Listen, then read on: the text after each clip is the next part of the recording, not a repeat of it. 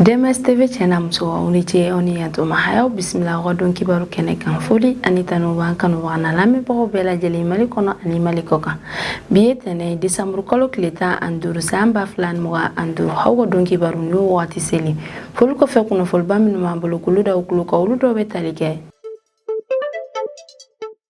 wakati temene wala an yɛrɛ kɔni y'a ye k'a fɔ ko min yɛrɛ kɔni kun ye CNT baarakɛla filaw yɛrɛ kɔni minnu yɛrɛ kɔni kun ye an ka jamana nɔrɔyanfan maaba dɔw yɛrɛ kɔni ko olu yɛrɛ kɔni kun ka baara dɔw yɛrɛ kɔni kun jɔlen don ka sababu kɛ u ka kɛlɛ dɔ yɛrɛ kɔni kɛlɛ min yɛrɛ kɔni kɛra sababu ye ni min yɛrɛ ye ministre de la réconciliation de la paix et de la cohésion ale yɛrɛ kɔni kun y'a yira k'a fɔ k'ale yɛrɛ kɔni bɛna a ka baaraw bɛɛ lajɛlen jɔ ani ni maa fila ninnu yɛrɛ ni ɲɔgɔn cɛ ka sababu kɛ k'olu yɛrɛ kɔni bɛ walasa u ka se ka mɔgɔw fara ɲɔgɔn kan ka bɛn yɛrɛ de sabati jamana yɛrɛ kɔnɔna na ko a man ka fiyewu k'olu yɛrɛ kɔni kana ni kɛlɛ yɛrɛ kɔni u ka baarakɛyɔrɔw yɛrɛ la o ko hukumu yɛrɛ de la an y'a ye k'a fɔ ko juma tɛmɛnen décembre kalo tile 12 san 2025 min yɛrɛ ye ministre de la réconciliation de la paix et de la cohésion ale yɛrɛ kɔni ni maa fila ninnu yɛrɛ kɔni fara ɲɔgɔn kan ni ka taa kumaɲɔgɔnya yɛrɛ kɛ ani maa fila ninnu ni ɲɔgɔn cɛ cogo min yɛrɛ kɔnɔ u bɛ se ka kɛlɛw bɛɛ lajɛlen yɛrɛ ban u ni ɲɔgɔn cɛ.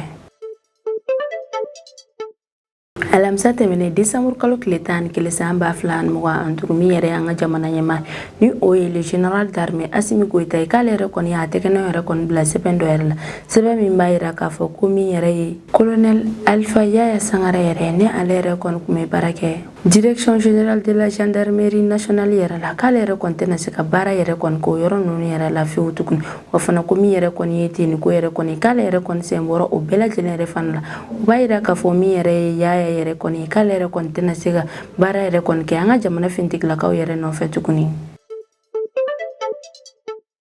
Juma tɛmɛnen décembre kalo tile 12 san 2025 min yɛrɛ ye maître Mutakatali yɛrɛ kɔni ye ni ale yɛrɛ avocat belebele yɛrɛ an ka Mali jamana yɛrɛ kɔnɔna na ale ye laseliba dɔ yɛrɛ kɔni kɛ min na a y'a yira k'a fɔ ko ale yɛrɛ n'a jɛɲɔgɔn avocat dɔw yɛrɛ kɔni tagara ka taa dossier dɔ yɛrɛ kɔni déposé Mali cour suprême yɛrɛ la dossier min yɛrɛ kɔnɔna na u b'a ɲini cour suprême maaw yɛrɛ kɔni fɛ ko u ye maa minnu yɛrɛ kɔni bila ka bɔ armée yɛrɛ kɔnɔna na minnu yɛrɛ bɛ tali kɛ officier ni sous-officier yɛrɛ kɔnɔna na k'olu ma jɛn ni o ko ninnu yɛrɛ ye fiyewu. Juma tɛmɛnen décembre kalo tile 12 san 2025 n'o yɛrɛ kɔni kun ye conseil des ministres ye an ka Mali jamana yɛrɛ kɔnɔna na conseil des ministres min yɛrɛ kɔni senfɛ min yɛrɛ ye an ka jamana kɛnɛya ko ministre yɛrɛ ye ni ale tɔgɔ yɛrɛ de ko Asan Bajalo Ture ale y'a yira k'a fɔ ko min yɛrɛ kɔni ye dengue bana yɛrɛ kɔni ye na an ka Mali jamana yɛrɛ kɔnɔna na ko camanba yɛrɛ de bɔra o cas ninnu yɛrɛ la. Biennale artistique et culturelle min yɛrɛ bɛna kɛ Tombouctou mara yɛrɛ kɔnɔna na san 2025 o labɛn yɛrɛ ko yɛrɛ la min yɛrɛ ye an ka Mali kɛnɛya ko ministre yɛrɛ ni ale yɛrɛ ye colonel Assa Bajalo yɛrɛ kɔni ale yɛrɛ kɔni ye dɛmɛba yɛrɛ de kɔni di ministre de l'artisanat de la culture de l'industrie hôtelière et du tourisme juma tɛmɛnen décembre kalo tile 12 san 2025 Juma tɛmɛnen décembre kalo tile 12 san 2025 a yirara k'a fɔ ko Benin k'olu yɛrɛ kɔni ye mandat d'arrêt international yɛrɛ da Kemi Seba yɛrɛ kɔni kan ni Kemi Seba ale yɛrɛ ye influenceur ba yɛrɛ de ye Benin jamana yɛrɛ kɔnɔna na u bɛ Kemi Seba yɛrɛ kɔni jalaki k'a fɔ ko Benin jamana yɛrɛ kɔnɔna na wagati tɛmɛnen yɛrɛ kɔnɔna na ko coup d'état ko min yɛrɛ kɔni tun bɛ fɛ ka kɛ u ka jamana kɔnɔna na a ma se ka tagaɲɛ yɛrɛ kɔni sɔrɔ ko Kemi Seba k'ale yɛrɛ kɔni ye o coup d'état ko in yɛrɛ soutenu kosɛbɛ ko yɛrɛ de kosɔn u ye mandat d'arrêt international yɛrɛ da Kemi Seba yɛrɛ kan ni kunnafoliba ninnu yɛrɛ de b'an bolo kɔrɔ bi an bɛna min walawala o ye an ka bi kibaru kɔnɔna na. Décembre kalo tile 10 tɛmɛnen san 2025 i n'a fɔ an bɛɛ lajɛlen yɛrɛ kɔni b'a kalama o don kɔfɛla yɛrɛ kɔni na min yɛrɛ ye ministre de la réconciliation de la paix et de la cohésion nationale ni o yɛrɛ ye le général de corps d'armée Ismaël Wage a ka communiqué yɛrɛ kɔnɔna na a y'a yira k'a fɔ ko min yɛrɛ kɔni ye CNT maa fila yɛrɛ kɔni ye ni olu yɛrɛ lakodɔnlen don kosɛbɛ ni u ka maabaya yɛrɛ de ye kɛrɛnkɛrɛnnenya la an ka jamana nɔrɔyanfan yɛrɛ fɛ ko maa fila ninnu yɛrɛ kɔni ka kɛlɛ yɛrɛ kɔni kɛra sababu ye ni ale yɛrɛ kɔni ye dankari ani olu ka baara ɲɔgɔnya bɛɛ lajɛlen yɛrɛ la o communiqué yɛrɛ kɔfɛ min yɛrɛ ye le général de corps d'armée Ismaël Wage yɛrɛ kɔni ale yɛrɛ kɔni ye wele bila ni maa fila ninnu bɛɛ lajɛlen yɛrɛ kɔni ma walasa u kana kumaɲɔgɔnya yɛrɛ kɔni kɛ u ka kɛlɛ ninnu yɛrɛ bɛɛ lajɛlen yɛrɛ kɔni bɛ se ka dabila cogo min yɛrɛ la sabula ni maa fila ninnu yɛrɛ dɔnnen don n'u ka bonya yɛrɛ de ale n'u ka bɛn sabatili yɛrɛ de ye Mali jamana yɛrɛ kɔnɔna na San le général de corps d'armée Ismaël Wage alere kon gani ma flanu ni refara nyonga ni kuma nyonga yare kon ke ul nyonga ko ya soro alamta temene décembre kalo kilitani kilesa amba flan muga andu akuye ni ma flanu bela jelen kelengele na wele ni kuma anu bela jelen kelengele na nyonga o yere de ko fe ayu u ma flanu bela jelen refara nyonga ni kuma nyonga yare ke ul nyonga juma temene décembre kalo kilitani flasa amba flan muga anduru koni kuma ɲɔgɔnya yɛrɛ kɔni kɛra sababu ye ni ma fila ninnu yɛrɛ kɔni u yɛrɛ jalaki sabula u y'a yira k'a fɔ k'olu yɛrɛ kɔni kun kan ka kuma yɛrɛ kɔni kɛ u ni ɲɔgɔn cɛ walasa ka bɛn yɛrɛ sabati u fila ni ɲɔgɔn cɛ sabula olu yɛrɛ kɔni ye maa ye maa minnu yɛrɛ lakodɔnlen don minnu bɛ bɛn yɛrɛ sabati jamana yɛrɛ kɔnɔna na ko san le général de corps d'armée Ismaël Wage yɛrɛ kɔni kun olu yɛrɛ wele ni ka kuma ɲɔgɔnya yɛrɛ kɔni olu ni ɲɔgɔn cɛ k'olu yɛrɛ de fila kun kan ka kuma ni ka bɛn yɛrɛ sabati u bɛɛ lajɛlen yɛrɛ kɔni kɔfɛ u y'a yira k'a fɔ ko sisan yɛrɛ kɔni ko kɛlɛ yɛrɛ kɔni tɛ olu ni ɲɔgɔn cɛ ko bɛn yɛrɛ de filɛ nin ye ka sabati wa fana k'olu bɛ u jija k'u ka baaraw bɛɛ lajɛlen yɛrɛ fana kɛ ɲɔgɔn fɛ walasa yɛrɛ ka bɛn ale ni lakana yɛrɛ de sabati an ka Mali jamana kɔnɔna na wa u y'a yira k'a fɔ k'olu yɛrɛ de bɛna fara ɲɔgɔn kan ni ka bɛn ale ni ka bɛɛ lajɛlen yɛrɛ kɔni fara ɲɔgɔn kan ni ka bɛɛ lajɛlen kɛ kelen ye ka yira maliden bɛɛ lajɛlen yɛrɛ fana la k'an bɛɛ lajɛlen yɛrɛ kelen ye min yɛrɛ bɛ tali kɛ charte nationale pour la paix et la réconciliation nationale. Général de corps d'armée Ismaël Wage ale yɛrɛ kɔni ye u ka nin kumaɲɔgɔnya yɛrɛ fɔ kosɛbɛ wa fana a ye nin maa fila ninnu yɛrɛ fɔ kosɛbɛ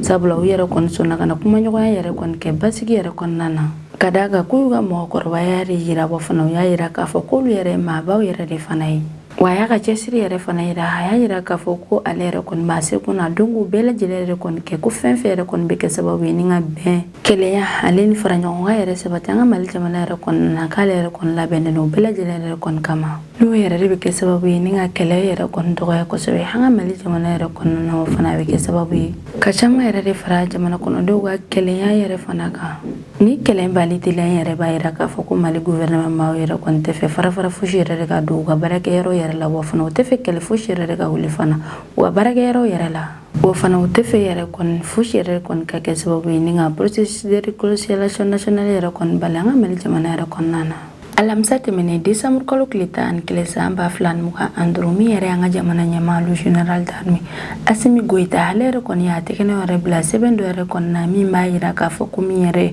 colonel Alpha Yaya Sangare ni ale yɛrɛ kun ye direction générale de la gendarmerie nationale yɛrɛ la k'ale yɛrɛ kɔni ka baaraw bɛɛ lajɛlen yɛrɛ kɔni bɛna dabila o don yɛrɛ kɔni na sabula tɛgɛnɛw yɛrɛ kɔni bilalen sɛbɛn yɛrɛ kɔni na o b'a yira k'a fɔ ko min yɛrɛ kɔni Alpha Yaya Sangare yɛrɛ kɔni k'ale yɛrɛ tɛna se ka baara yɛrɛ kɔni kɛ Mali finitigilakaw yɛrɛ nɔfɛ wa fana k'a yɛrɛ fana bɛ fini yɛrɛ fana bila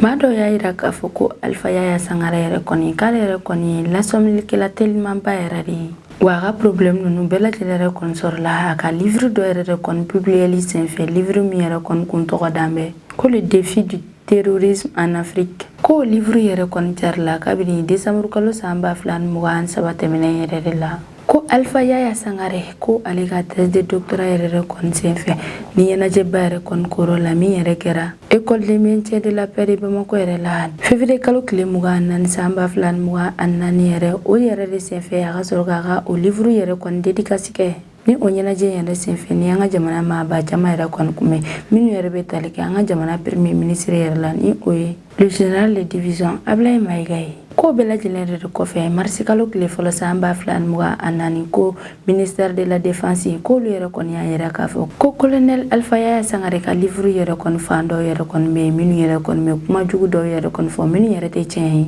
kɛrɛnkɛrɛnnenya la ko violence minnu yɛrɛ kɔni bɛ kɛ k'a ɲɛsin civil yɛrɛ kɔni ma u y'a yira k'a fɔ ko Alpha Yaya Sangare yɛrɛ kɔni ka livre yɛrɛ kɔnɔna na ko yɔrɔ dɔ yɛrɛ kɔni b'a kɔnɔna na ko min b'a yira k'a fɔ ko Mali jamana yɛrɛ kɔnɔna na ko violence yɛrɛ kɔni bɛ kɛ k'a ɲɛsin civil yɛrɛ kɔni ma ko kuma yɛrɛ kɔni tɛ tiɲɛ o yɛrɛ de kosɔn ministère de la défense maaw yɛrɛ kɔni ka sɔrɔ ka fɛɛrɛw yɛrɛ kɔni kɛ ni ka Alpha Yaya Sangare yɛrɛ kɔni nɔ minɛ mars kalo tile 2 san 2024 wagati an bɛ wagati min na i n'a fɔ ko bi min yɛrɛ ye colonel Alpha Yaya Sangare yɛrɛ kɔni k'ale yɛrɛ kɔni sen bɔra Mali finitigilakaw ka baaraw bɛɛ lajɛlen yɛrɛ kɔni na ka sababu kɛ a jalakilen yɛrɛ kɔni dɔw k'a fɔ k'a ye kuma dɔw yɛrɛ kɔni fɔ minnu yɛrɛ tɛ tiɲɛ ye Juma tɛmɛnen Desanburu kalo tile 12 san 2025 min yɛrɛ ye Maître Mutakatali Tali ye n'ale yɛrɛ avocat belebele an ka Mali jamana yɛrɛ kɔnɔna ale bɔra ni ka laseli belebele yɛrɛ kɔni kɛ laseli min yɛrɛ kɔnɔna na y'a yira k'a fɔ ko ale ni a jɛɲɔgɔn avocat dɔw yɛrɛ kɔni tagara Cour suprême yɛrɛ kɔnɔna ni ka taga dossier dɔw yɛrɛ kɔni bila yen yɔrɔ la dossier min yɛrɛ kɔnɔna na u y'a yira k'a fɔ ko an ka armée minnu yɛrɛ kɔni bilala ka bɔ u ka baaraw yɛrɛ la fo ka taa se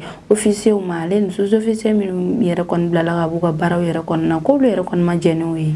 Maître Mutakatali n'a jɛɲɔgɔn avocat ninnu yɛrɛ kɔni y'a ɲini Cour suprême maaw yɛrɛ kɔni fɛ k'u ye décret arrêté min yɛrɛ kɔni ta octobre kalo tile 7 san 2025 yɛrɛ kɔni na o décret arrêté min yɛrɛ kɔni kɛra sababu ye ni ka an ka finitigilaka yɛrɛ kɔni caman ani ni officier ni sous-officier caman yɛrɛ kɔni bɔ u ka baaraw yɛrɛ kɔni na k'olu yɛrɛ kɔni bɛ fɛ u ka o décret ni o arrêté ninnu bɛɛ lajɛlen yɛrɛ annulé Maître Mutakatali ni a jɛɲɔgɔn avocat ninnu y'a yira k'a fɔ ko maa minnu yɛrɛ kɔni décision yɛrɛ kɔni ta k'u ye excès de pouvoir yɛrɛ de kɔni kɛ o b'a yira k'a fɔ ko minnu yɛrɛ kɔni décision ninnu yɛrɛ kɔni ta k'u ye dantɛmɛ wale yɛrɛ de kɛ o yɛrɛ fana kɔfɛ u y'a yira k'a fɔ ko u ye détournement du pouvoir yɛrɛ de kɔni kɛ o yɛrɛ de k'a fɔ ko u ye décision minnu yɛrɛ kɔni ta k'u ma ta kun ɲɛnama yɛrɛ kɔni na ko décision ninnu yɛrɛ kɔni kun kan ka ta kun minnu yɛrɛ kɔni na k'a ma ta olu yɛrɛ kɔni kama dossier min yɛrɛ kɔni déposera Cour suprême yɛrɛ kɔni na olu yɛrɛ kɔni bɛ fɛ ka o décret ni o arrêté ninnu bɛɛ lajɛlen yɛrɛ annulé wa fana u b'a ɲini k'a fɔ ko finitigilaka minnu yɛrɛ kɔni bɔra u ka baara ninnu yɛrɛ kɔni na k'u bɛɛ lajɛlen yɛrɛ kɔni segin ka na u ka baaraw yɛrɛ la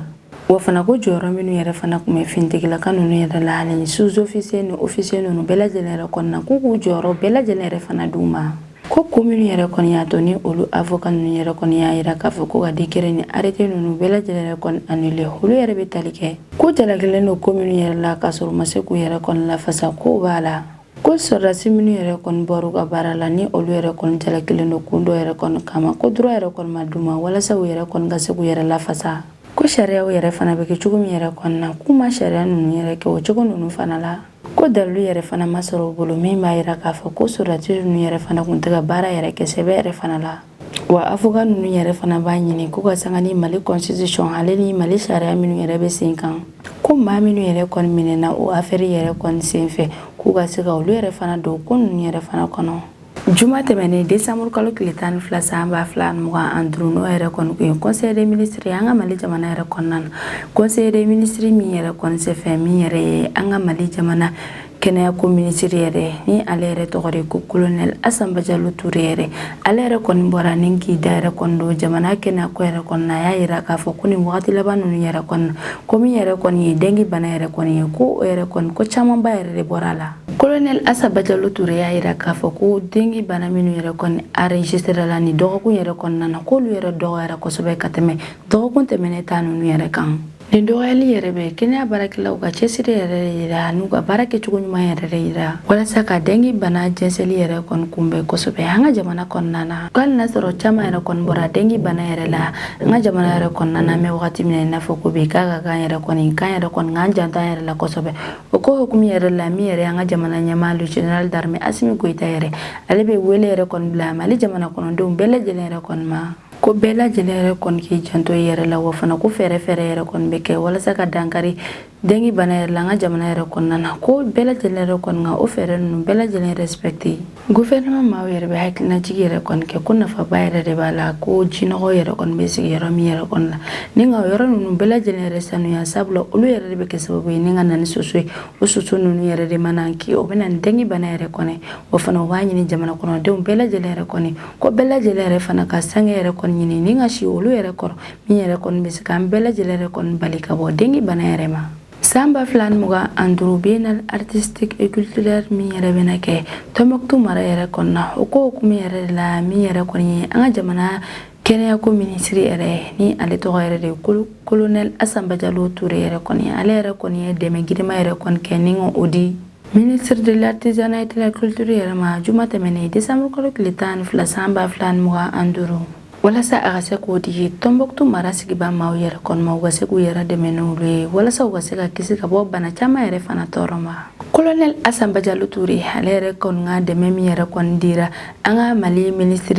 de l'artisanat et de la culture yɛrɛ kɔni ma o dɛmɛ ninnu yɛrɛ bɛ tali kɛ sange sulen dɛbɛ Birifinu fo ka taa se fura nafamaba caman yɛrɛ kɔni ma k'olu bɛɛ lajɛlen kɔni taara ka di an ka Mali ministre de l'artisanat et de la culture yɛrɛ kɔni ma walasa ka se k'o di maa minnu kɔni taara o biennale kɛnɛ ninnu yɛrɛ kɔni ka ni ka o di olu bɛɛ lajɛlen yɛrɛ kɔni ma u ka se k'u yɛrɛ kɔni dɛmɛ ka bɔ banajugu caman yɛrɛ kɔni tɔɔrɔ ma. Wa fana ko maa minnu yɛrɛ mana bana biennale kɛnɛ ninnu yɛrɛ kɔni ka k'olu yɛrɛ kɔni ma o maa ninnu yɛrɛ kɔni ta ni ka u furakɛ yɛrɛ kɔni k'u janto u la kosɛbɛ. San 2020 biennale artistique et culturelle min yɛrɛ bɛna kɛ Tombouctou mara yɛrɛ kɔni na min yɛrɛ an ka jamana kɛnɛyako ministre yɛrɛ kɔni ale yɛrɛ kɔni taara dɛmɛba yɛrɛ kɔni kɛ ni ka ɲɛsin o biennale maa ninnu yɛrɛ kɔni ma kɛrɛnkɛrɛnnenya la minnu yɛrɛ bɛ taa biennale kɛnɛ ninnu yɛrɛ kɔni kan walasa u yɛrɛ ka se k'u yɛrɛ kɔni dɛmɛ ka bɔ banajugu ninnu bɛɛ lajɛlen yɛrɛ tɔɔrɔ ma. Juma tɛmɛnen décembre kalo tile 12 san 2025 Benin gouvernement maaw yɛrɛ kɔni mandat d'arrêt international yɛrɛ da Kemi Seba yɛrɛ kan ni ale yɛrɛ kɔni influenceur belebele yɛrɛ kɔni ne wa bɛ Kemi Seba yɛrɛ kɔni jalaki k'a fɔ ko décembre kalo tile 7 san 2025 ko coup d'état min yɛrɛ kɔni tun bɛ fɛ ka kɛ Benin jamana yɛrɛ kɔnɔna na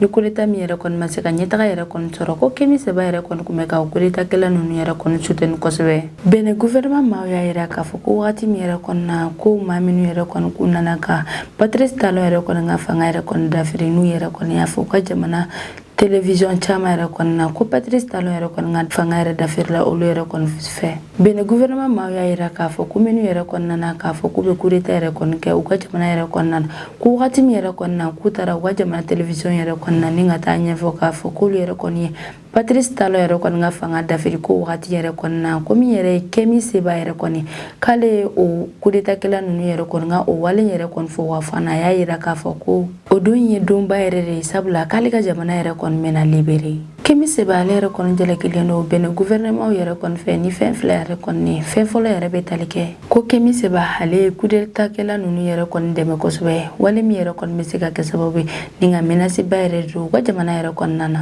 ko Kemi Seba yɛrɛ kɔni jalakilen don k'a fɔ k'a ye wale dɔ yɛrɛ kɔni kɛ min yɛrɛ kɔni bɛ se ka na ni lakanabaliya yɛrɛ u ka jamana yɛrɛ kɔnɔna na sabula ko maa minnu yɛrɛ kɔni ye coup d'état yɛrɛ kɔni kɛ ko Kemi Seba ale yɛrɛ kɔni olu dɛmɛ. Ko ni dun y'a ta k'a lajɛ ko ni coup d'état yɛrɛ kɔni kɛra jamana fɛn fɛn yɛrɛ kɔnɔna na ko bɛ se ka na ni sababu ye ni ka na ni lakanabaliya ye o jamana kɔnɔ. A filanan yɛrɛ ye min ye ko Kemi Seba k'ale yɛrɛ kɔni ye maa caman yɛrɛ kɔni la encouragé walasa u yɛrɛ kɔni k'u révolter Benin gouvernement maaw yɛrɛ kama. Benin cour de répression des infractions économiques et du terrorisme ne y'a yira k'a fɔ ko Kemi Seba ale ka mandat yɛrɛ kɔni international yɛrɛ ye. Sabula ko mandat d'arrêt yɛrɛ bɛ da Kemi Seba yɛrɛ ka don min yɛrɛ la ni o ye juma dɔ yɛrɛ kɔni ko mɔgɔ si yɛrɛ kɔni kun t'a dɔn Kemi Seba bɛ dugu min yɛrɛ kɔnɔna na. Ko finitigilakan minnu yɛrɛ kɔni kun nana k'a fɔ k'u bɛ coup d'état yɛrɛ kɔni kɛ wa coup d'état yɛrɛ kɔni ma tɛ ka tagaɲɛ yɛrɛ kɔni sɔrɔ wa fana minnu yɛrɛ kɔni sen mun bɛ coup d'état ko in yɛrɛ kɔni na k'olu maa caman yɛrɛ fana minɛna min yɛrɛ kɔni kun ye coup d'état kɛla ninnu ɲɛmaa yɛrɛ ye ni o tɔgɔ yɛrɛ de ye ko lieutenant colonel Pascal Tigiri k'ale yɛrɛ kɔni bɛ boli de la mɛ wagati min na i n'a fɔ ko bi Benin fanga sɛnɛmatɔ maa dɔ yɛrɛ kɔni bɛ ni ale yɛrɛ tɔgɔ de ye ko Sabi Sera Korogoni ale yɛrɛ fana y'a yira juma dɔ yɛrɛ kɔni ko mandat d'arrêt dara ale yɛrɛ fana kan ko Benin ministre de défense kɔrɔ dɔ yɛrɛ fana k'ale yɛrɛ fana minɛna juma don décembre kalo tile 12 san 2025 Kotoni yɛrɛ kɔnɔna na. O kunnafoniya ninnu yɛrɛ laseli kɛra AFP yɛrɛ de fɛ ale ni source policière dɔ yɛrɛ fana fɛ. A bɛ wagati min na i n'a fɔ ko bi min yɛrɛ Kemi Seba yɛrɛ Benin gouvernement maaw yɛrɛ kɛn bɛ ka mandat d'arrêt international yɛrɛ kɔni d'ale yɛrɛ kan sabula u b'a jalaki k'a fɔ ko maa minnu yɛrɛ kɔni kun y'a essayer k'a fɔ k'u bɛna coup d'état yɛrɛ kɔni kɛ Benin jamana yɛrɛ kɔnɔna na décembre kalo tile 7 tɛmɛnen san 2025 ko Kemi Seba k'ale yɛrɛ kɔni kun bɛ ka dɛmɛ olu yɛrɛ fɛ kosɛbɛ. An ka foli bɛ aw bɛɛ lajɛlen kokura ni ne bɛ dansigi an ka dɔ kibaru kan aw k'a mɛn a ɲɔgɔnna wɛrɛ ma.